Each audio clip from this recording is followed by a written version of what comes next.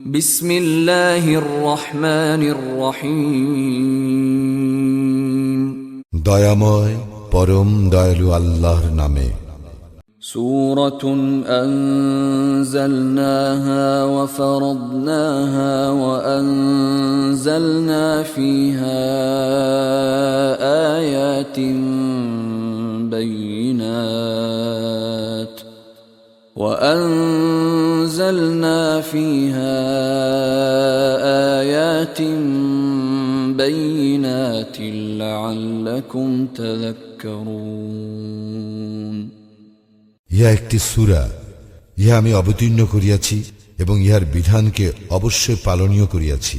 ইহাতে আমি অবতীর্ণ করিয়াছি সুস্পষ্ট আয়াতসমূহ, যাহাতে তোমরা উপদেশ গ্রহণ করো।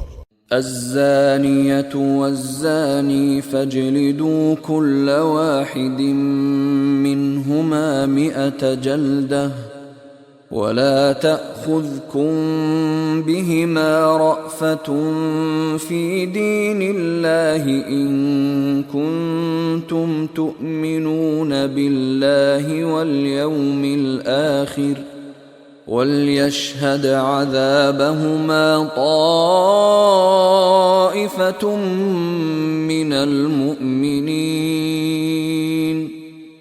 ব্যভিচারিণী ও ব্যভিচারী উহাদের প্রত্যেককে 100 কশাঘাত করিবে। আল্লাহর বিধান কার্যকরীকরণে উহাদের প্রতি দয়া যেন তোমাদেরকে প্রভাবান্বিত না করে। যদি তোমরা আল্লাহে এবং পরকালে বিশ্বাসী হও, মুমিনদের একটি দল যেন ইহাদের শাস্তি প্রত্যক্ষ করে। الزاني لا ينكح إلا زانية أو مشركة والزانية لا ينكحها إلا زان أو مشرك وحرم ذلك على المؤمنين। ব্যভিচারী ব্যভিচারিণীকে অথবা মুশরিক নারীকে ব্যতীত বিবাহ করে না, এবং ব্যভিচারিণী তাহাকে ব্যভিচারী অথবা মুশরিক ব্যতীত কেহ বিবাহ করে না। মুমিনদের জন্য ইহা নিষিদ্ধ করা হইয়াছে। والذين يرمون المحصنات ثم لم يأتوا بأربعة شهداء فاجلدوهم 80 جلدة ولا تقبلوا لهم شهادة أبدا وأولئك هم الفاسقون। যাহারা সাধবী রমণীর প্রতি অপবাদ আরোপ করে এবং 4 জন সাক্ষী উপস্থিত করে না, তাহাদেরকে 80টি কশাঘাত করিবে এবং কখনো তাহাদের সাক্ষ্য গ্রহণ করিবে না। ইহারাই তো সত্যত্যাগী।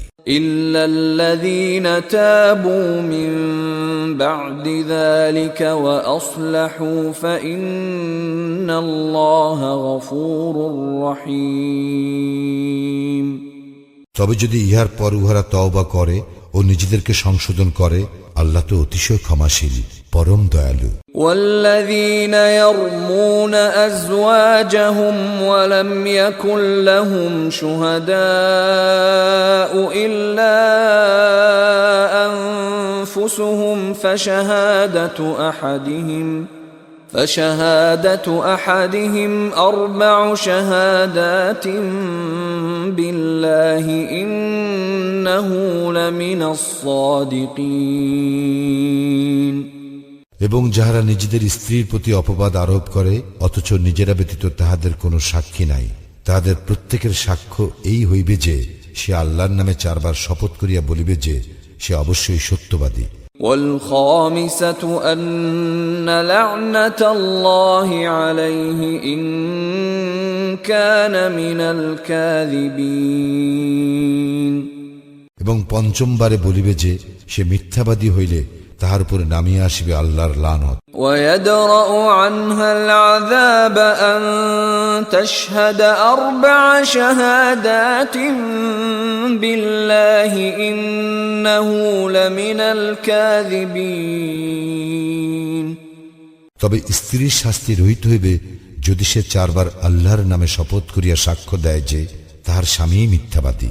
والخامسة أن غضب الله عليها كان من الصادقين এবং পঞ্চমবারে বলে যে তাহার স্বামী সত্যবাদী হইলে তাহার নিজের উপর নামিয়া আসিবে আল্লাহর গজব। ولولا فضل الله عليكم ورحمته وأن الله تواب حكيم তোমাদের প্রতি আল্লাহর অনুগ্রহ ও দয়া না থাকিলে তোমাদের কেহই অব্যাহতি পাইতে না, এবং আল্লাহ তওবা গ্রহণকারী ও প্রজ্ঞাময়।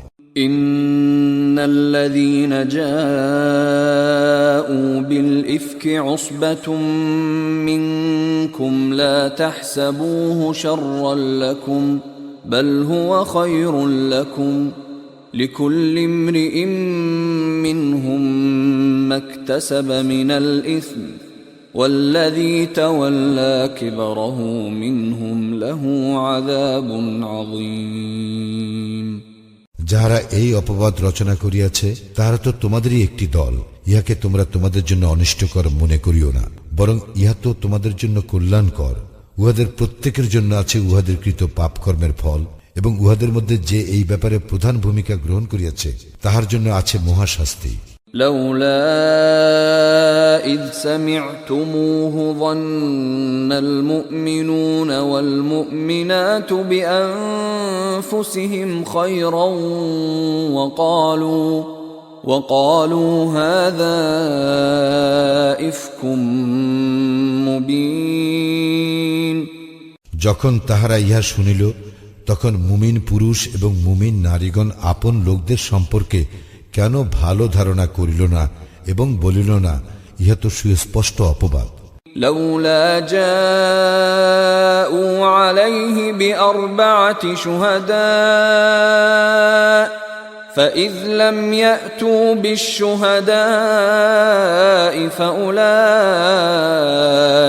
عند الله هم الكاذبون তারা কেন এই ব্যাপারে চারজন সাক্ষী উপস্থিত করে নাই? যেহেতু তাহারা সাক্ষী উপস্থিত করে নাই, সে কারণে তাহারা আল্লাহর নিকট মিথ্যাবাদী। ولولا فضل الله عليكم ورحمته في الدنيا والآخرة لمسكم فيما أفضتم فيه عذاب عظيم দুনিয়া ও আখিরাতে তোমাদের প্রতি আল্লাহর অনুগ্রহ ও দয়া না থাকিলে তোমরা যাহাতে লিপ্ত ছিলে তর জন্য মহাশাস্তি অবশ্যই তোমাদেরকে স্পর্শ করিত। إذ تلقونه بألسنتكم وتقولون بأفواهكم ما ليس لكم به علم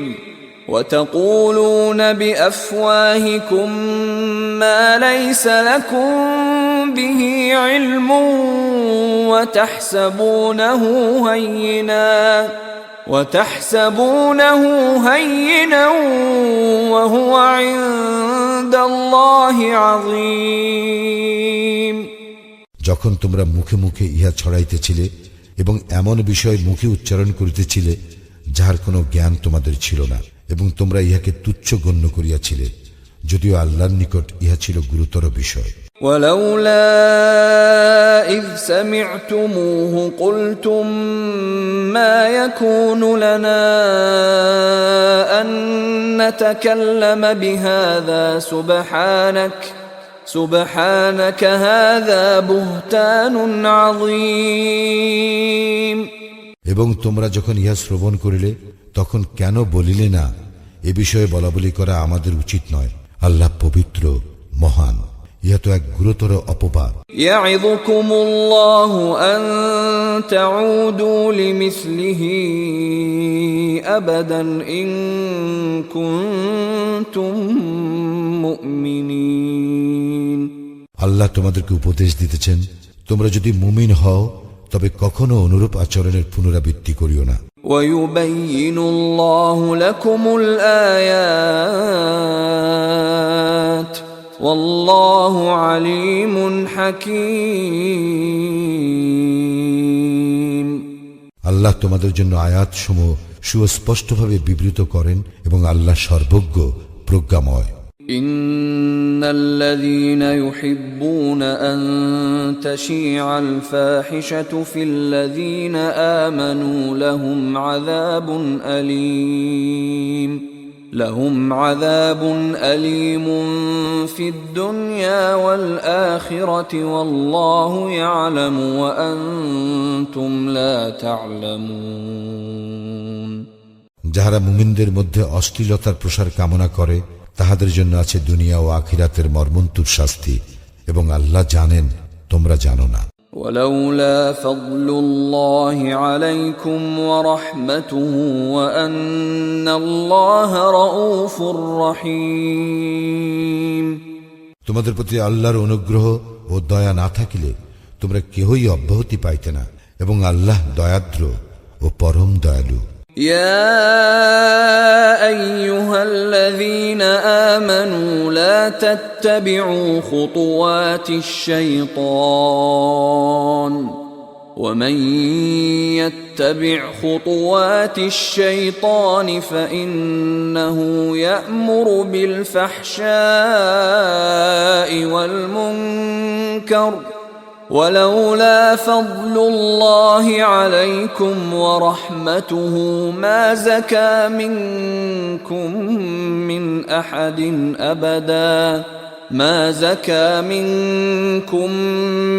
أحد أبدا ولكن الله يزكي من يشاء والله سميع عليم হে মুমিনগণ, তোমরা শয়তানের পদাঙ্ক অনুসরণ করিও না। কেহ শয়তানের পদাঙ্ক অনুসরণ করিলে শয়তান তো অশ্লীলতা ও মন্দ কাজের নির্দেশ দেয়। আল্লাহর অনুগ্রহ ও দয়া না থাকিলে তোমাদের কেহই কখনো পবিত্র হইতে পারিতে না। তবে আল্লাহ যাহাকে ইচ্ছা পবিত্র করিয়া থাকেন, এবং আল্লাহ সর্বশ্রোতা, সর্বজ্ঞ। ولا يأتل أولو الفضل منكم والسعة أن يؤتوا أولي القربى والمساكين والمهاجرين في سبيل الله وليعفوا وليصفحوا ألا تحبون أن يغفر الله لكم والله غفور رحيم তোমাদের মধ্যে যাহারা ঐশ্বর্য ও প্রাচুর্যের অধিকারী তাহারা যেন শপথ গ্রহণ না করে যে তাহারা আত্মীয় স্বজন ও অভাবগ্রস্তকে এবং আল্লাহর রাস্তায় যাহারা হিজরত করিয়াছে তাহাদেরকে কিছুই দিবে না। তাহারা যেন উহাদেরকে ক্ষমা করে এবং উহাদের দোষ ত্রুটি উপেক্ষা করে। তোমরা কি চাও না যে আল্লাহ তোমাদেরকে ক্ষমা করুন? এবং আল্লাহ ক্ষমাশীল, পরম দয়ালু। إن الذين يرمون المحصنات الغافلات المؤمنات لعنوا في الدنيا والآخرة ولهم عذاب عظيم যারা সাধবী, সরল মনা ও ইমানদার নারীর প্রতি অপবাদ আরোপ করে তাহারা দুনিয়া ও আখিরাতে অভিশপ্ত, এবং তাহাদের জন্য আছে মহাশাস্তি। يوم تشهد عليهم ألسنتهم وأيديهم وأرجلهم بما كانوا يعملون যেদিন তাহাদের বিরুদ্ধে সাক্ষ্য দিবে তাহাদের জিহ্বা, তাহাদের হস্ত ও তাহাদের চরণ তাহাদের কৃতকর্ম সম্বন্ধে। يومئذ يوفيهم الله دينهم الحق ويعلمون أن الله هو الحق المبين সেদিন আল্লাহ তাহাদের প্রাপ্য প্রতিফল পুরাপুরি দিবেন, এবং তাহারা জানিবে আল্লাহই সত্য, স্পষ্ট প্রকাশক। الخبيثات للخبيثين والخبيثون للخبيثات والطيبات للطيبين والطيبون للطيبات أولئك مبرؤون مما يقولون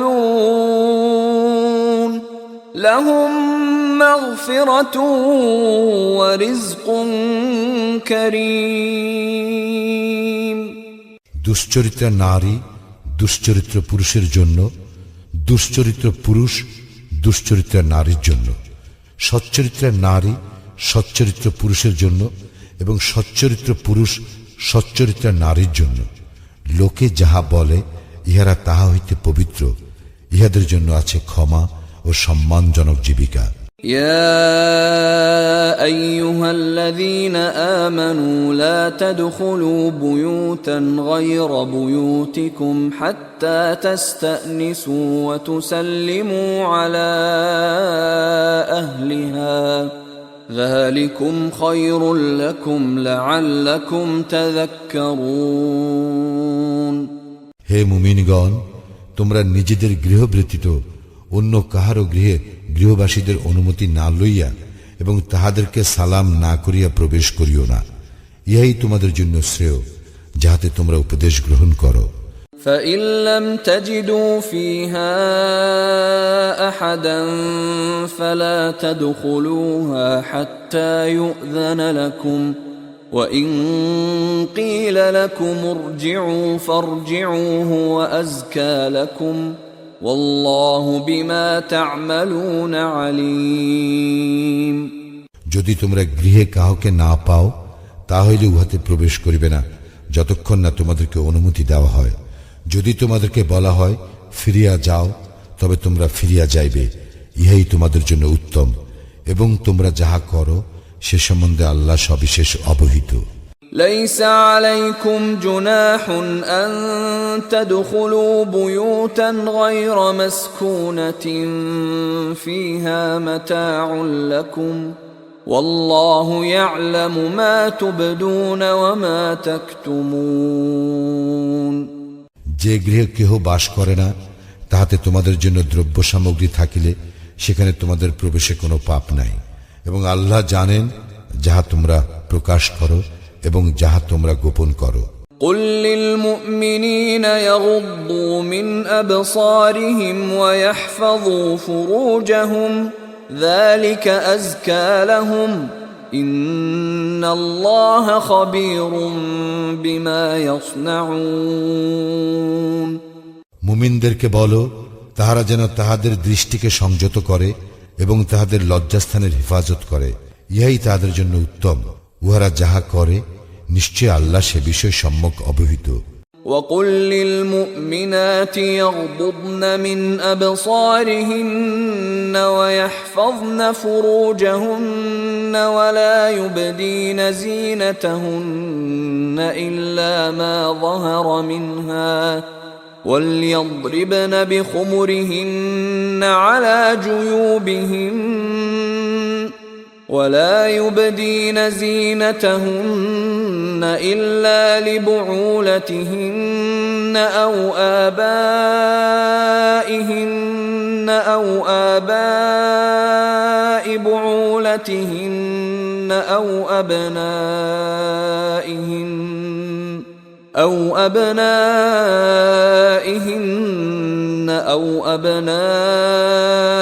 بعولتهن أو إخوانهن أو بني إخوانهن أو بني أخواتهن أو نسائهن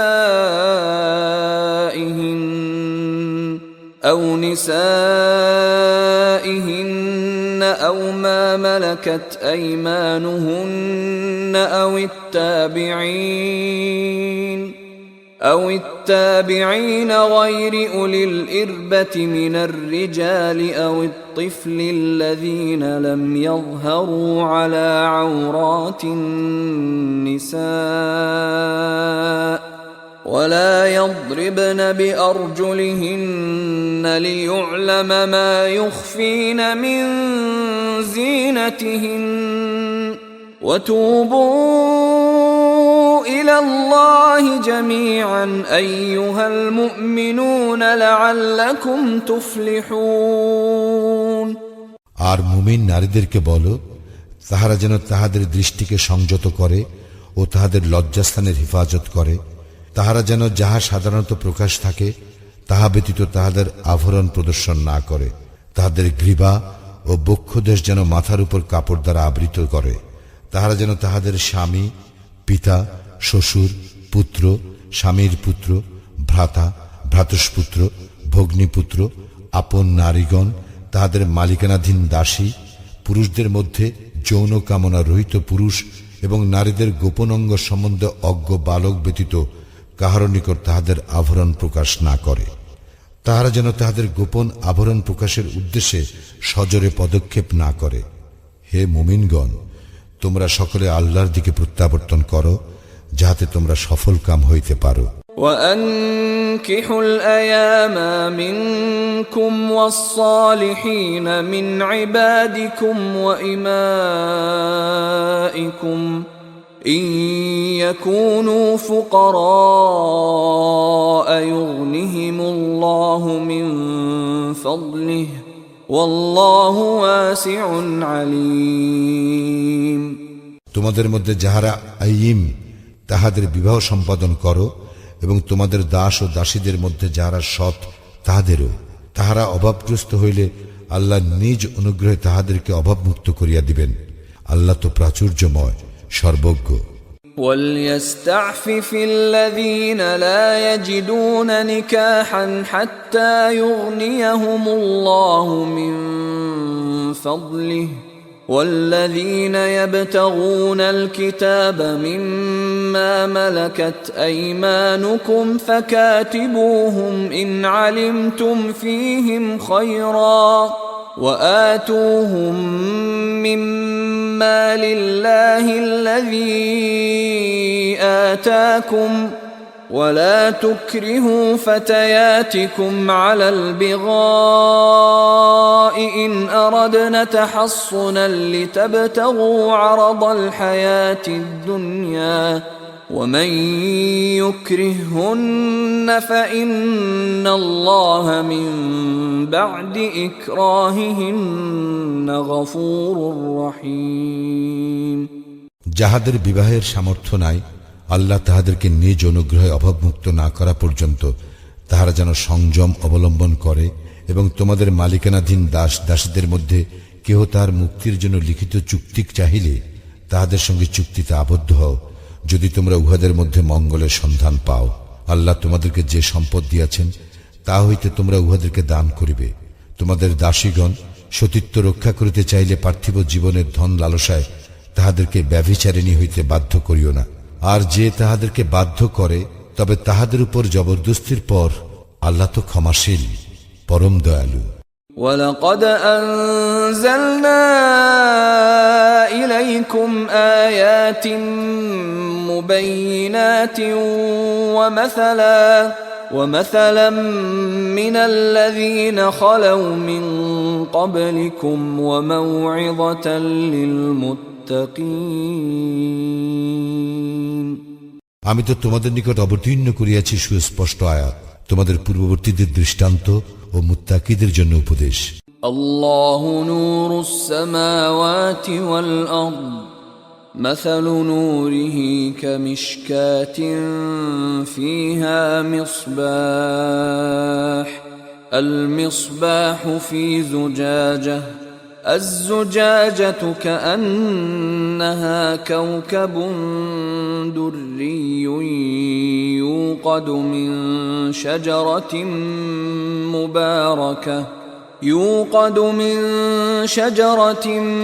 مباركة زيتونة لا شرقية ولا غربية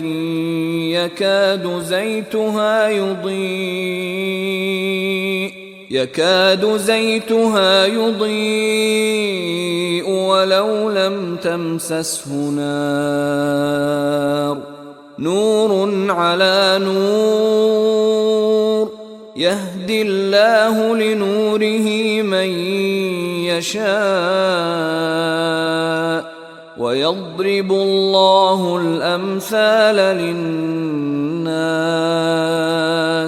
والله بكل شيء عليم। আল্লাহ আকাশ মণ্ডলীয় পৃথিবীর জ্যোতি, তাহার জ্যোতির উপমা যেন একটি দীপাধার, যাহার মধ্যে আছে এক প্রদীপ। প্রদীপটি একটি কাঁচের আবরণের মধ্যে স্থাপিত। কাঁচের আবরণটি উজ্জ্বল নক্ষত্র সদৃশ।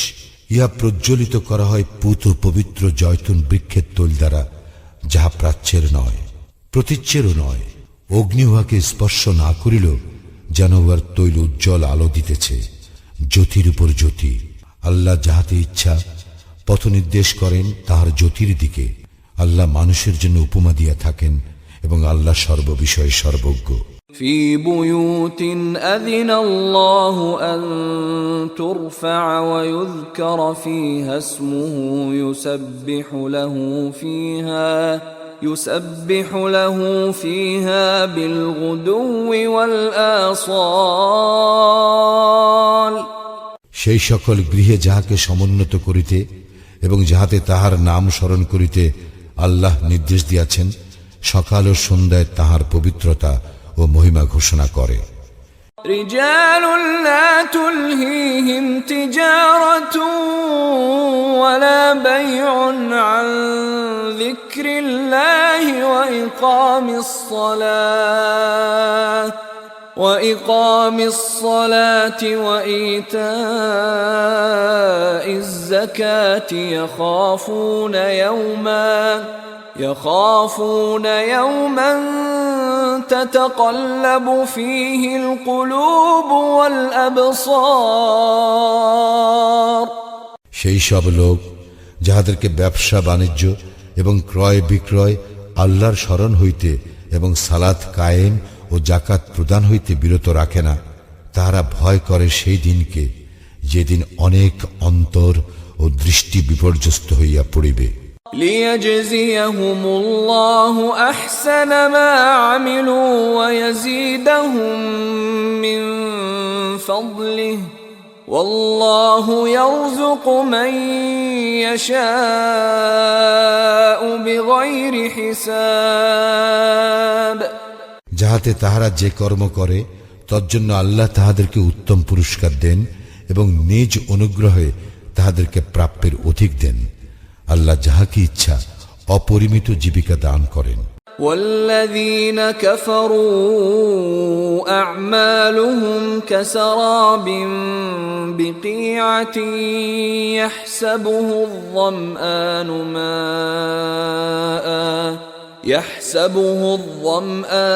ماء حتى إذا جاءه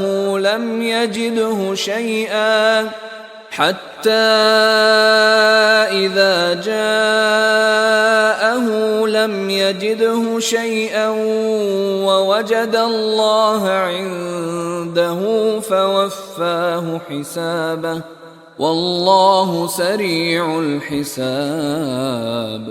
যাহারা কুফরি করে তাহাদের কর্ম মরুভূমির মরিচিকা সদৃশ। পিপাসার্ত যাহাকে পানি মনে করিয়া থাকে, কিন্তু সে উহার নিকট উপস্থিত হইলে দেখিবে উহা কিছু নয় এবং সে পাইবে সেখানে আল্লাহকে। অতঃপর তিনি তাহার কর্মফল পূর্ণ মাত্রায় দিবেন। আল্লাহ হিসাব গ্রহণে তৎপর। أو كظلمات في بحر لجي يغشاه موج من فوقه سحاب ظلمات بعضها فوق بعض إذا أخرج يده لم يكد يراها ومن لم يجعل الله له نورا فما له من نور। অথবা তাহাদের কর্ম গভীর সমুদ্র তলের অন্ধকার সদৃশ, যাহাকে আচ্ছন্ন করে তরঙ্গের উপর তরঙ্গ, যাহার ঊর্ধ্বে মেঘপুঞ্জ, অন্ধকার পুঞ্জ স্তরের উপর স্তর, এমনকি সে হাত বাহির করিলে তাহা আদৌ দেখিতে পাইবে না। আল্লাহ যাহাকে জ্যোতি দান করেন না, তাহার জন্য কোনো জ্যোতি নাই। ألم تر أن الله يسبح له من في السماوات والأرض والطير صافات كل قد علم صلاته وتسبيحه والله عليم بما يفعلون তুমি কি দেখো না যে আকাশ মণ্ডলীয় পৃথিবীতে যাহারা আছে তাহারা এবং উড্ডীয়মান বিহঙ্গকুল আল্লাহর পবিত্রতা ও মহিমা ঘোষণা করে? প্রত্যেকেই জানে তাহার ইবাদতের ও পবিত্রতা ঘোষণার পদ্ধতি, এবং উহারা যাহা করে সে বিষয়ে আল্লাহ সম্যক অবগত। وَلِلَّهِ مُلْكُ السَّمَاوَاتِ وَالْأَرْضِ وَإِلَى اللَّهِ الْمَصِيرُ আকাশ মণ্ডলীয় পৃথিবীর সার্বভৌমত্ব আল্লাহরই এবং আল্লাহরই দিকে প্রত্যাবর্তন। ألم تر أن الله يزجي سحابا ثم يؤلف بينه ثم يجعله ركاما فترى الودق يخرج من خلاله وينزل من السماء من جبال فيها من برد فيصيب به من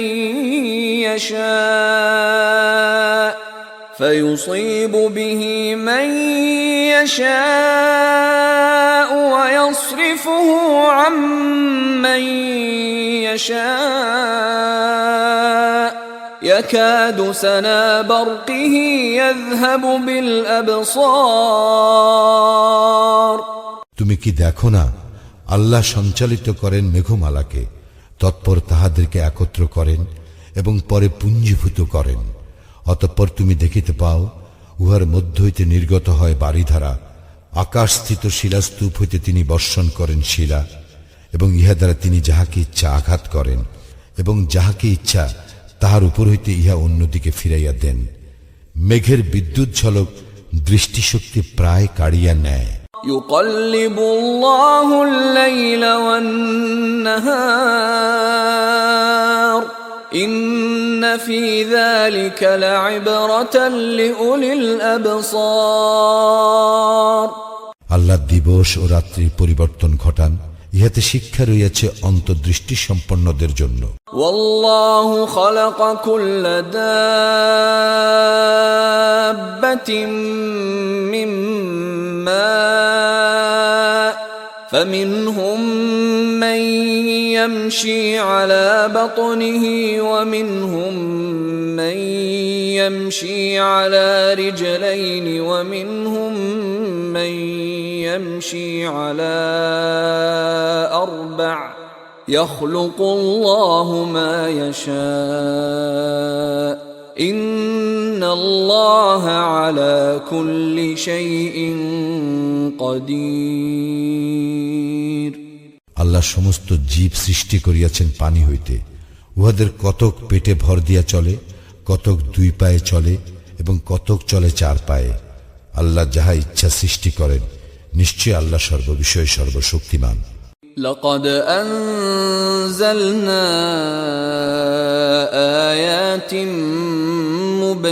مبينات والله يهدي من يشاء إلى صراط مستقيم আমি তো সুস্পষ্ট নিদর্শন অবতীর্ণ করিয়াছি, আল্লাহ যাহাকে ইচ্ছা সরল সঠিক পথ প্রদর্শন করেন।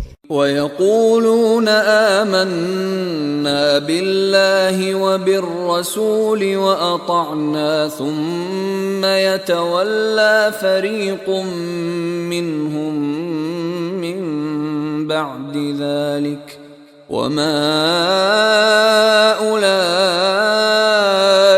بالمؤمنين উহারা বলে, আমরা আল্লাহ ও রাসূলের প্রতি ঈমান আনিলাম এবং আমরা আনুগত্য স্বীকার করিলাম, কিন্তু ইহার পর উহাদের একদল মুখ ফিরাইয়া নেয়।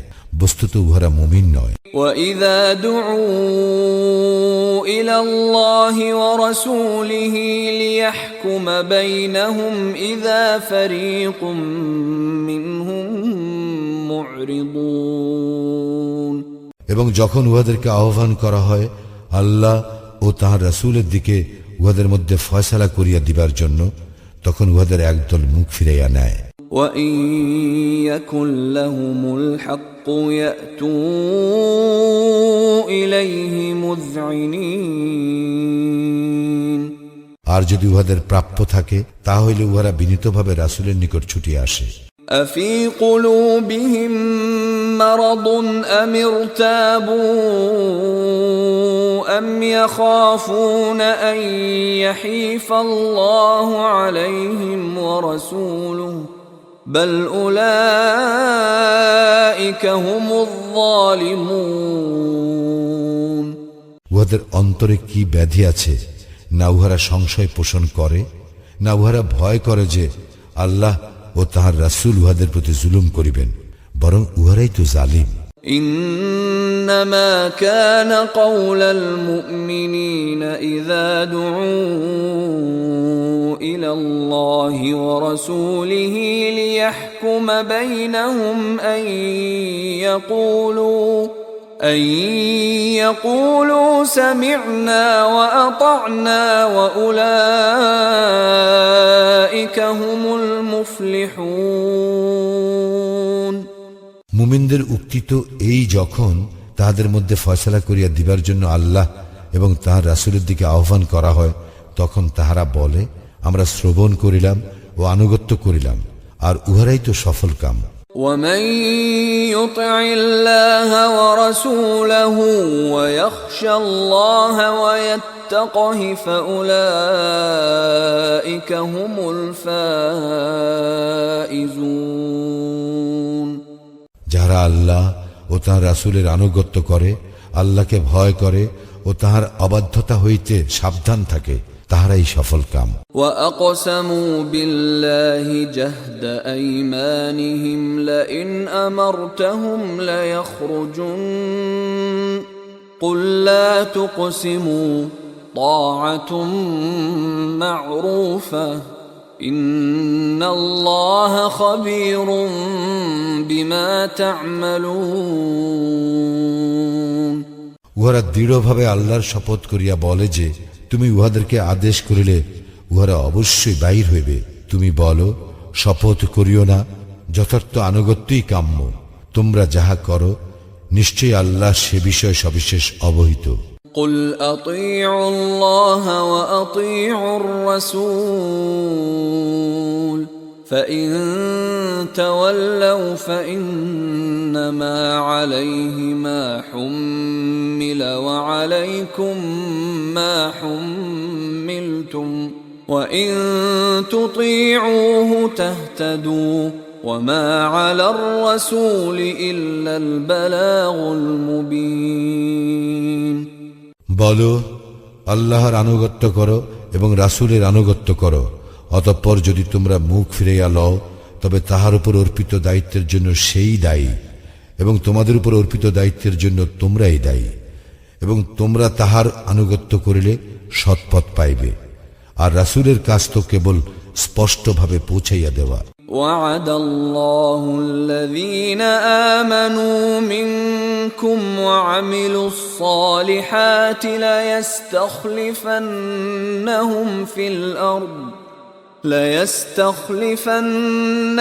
في الأرض كما استخلف الذين من قبلهم وليمكنن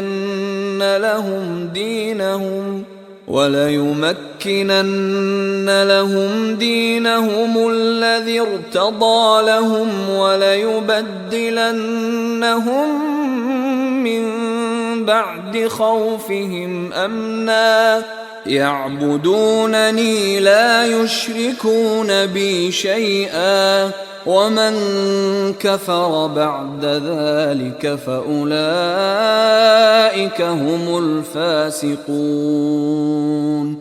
তোমাদের মধ্যে যাহারা ঈমান আনে ও সৎকর্ম করে, আল্লাহ তাহাদেরকে প্রতিশ্রুতি দিতেছেন যে তিনি অবশ্যই তাহাদেরকে পৃথিবীতে প্রতিনিধিত্ব দান করিবেন, যেমন তিনি প্রতিনিধিত্ব দান করিয়াছিলেন তাহাদের পূর্ববর্তীদেরকে, এবং তিনি অবশ্যই তাহাদের জন্য প্রতিষ্ঠিত করিবেন তাহাদের দিনকে, যাহা তিনি তাহাদের জন্য পছন্দ করিয়াছেন, এবং তাহাদের ভয়ভীতির পরিবর্তে তাহাদেরকে অবশ্যই নিরাপত্তা দান করিবেন। তাহারা আমার ইবাদত করিবে, আমার কোনো শরিক করিবে না। অতঃপর যাহারা অকৃতজ্ঞ হইবে তাহারা তো সত্যত্যাগী। وأقيموا الصلاة وآتوا الزكاة وأطيعوا الرسول لعلكم ترحمون। তোমরা সালাত কায়েম করো, যাকাত দাও এবং রাসূলের আনুগত্য করো, যাহাতে তোমরা অনুগ্রহ ভাজন হইতে পারো।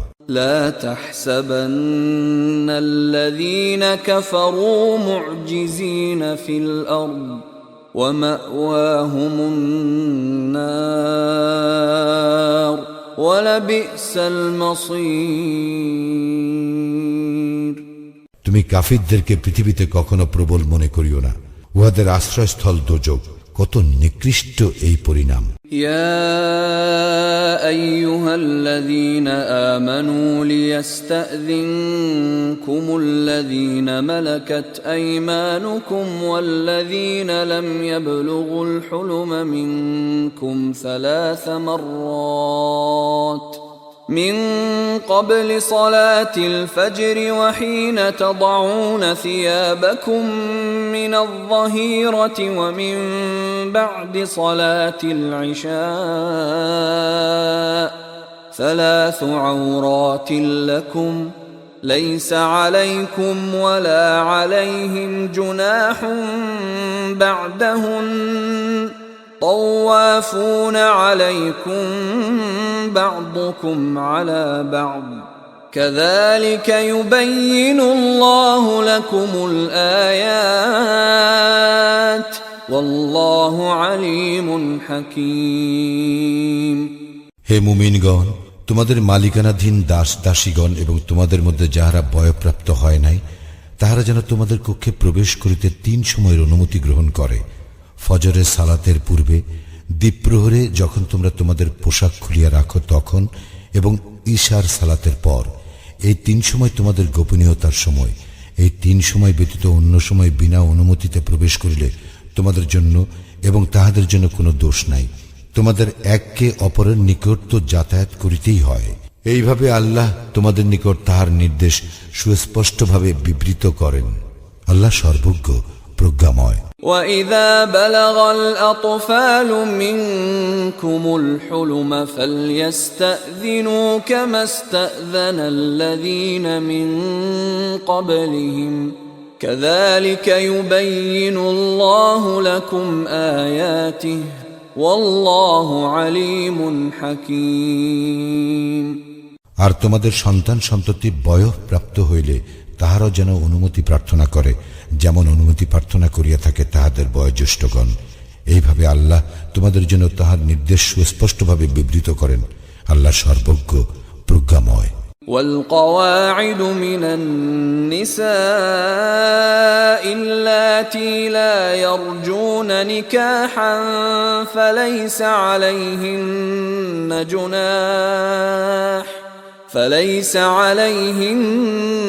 جناح أن يضعن ثيابهن غير متبرجات بزينة وأن يستعففن خير لهن والله سميع عليم। বৃদ্ধা নারী যাহারা বিবাহের আশা রাখে না, তাহাদের জন্য অপরাধ নাই যদি তাহারা তাহাদের সৌন্দর্য প্রদর্শন না করিয়া তাহাদের বহির্বাস খুলিয়া রাখে, তবে ইহা হইতে তাহাদের বিরত থাকাই তাহাদের জন্য উত্তম। আল্লাহ সর্বশ্রোতা, সর্বজ্ঞ। ليس على الأعمى حرج ولا على الأعرج حرج ولا على المريض حرج ولا على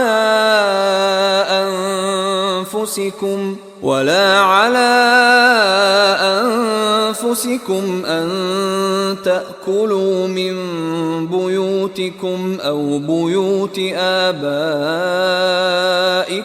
أو بيوت أمهاتكم أو بيوت إخوانكم أو بيوت أخواتكم أو بيوت أعمامكم أو بيوت أعمامكم أو بيوت عماتكم أو بيوت أخوالكم أو بيوت خالاتكم أو ما ملكتم مفاتحه أو صديقكم.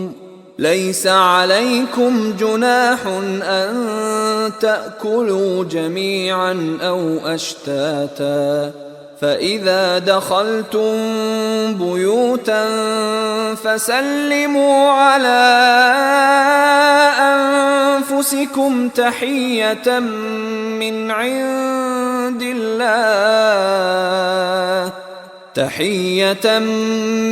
عند الله مباركة طيبة كذلك يبين الله لكم الآيات لعلكم تعقلون। অন্ধের জন্য দোষ নাই, খঞ্জের জন্য দোষ নাই, রুগ্নের জন্য দোষ নাই এবং তোমাদের নিজেদের জন্য দোষ নাই।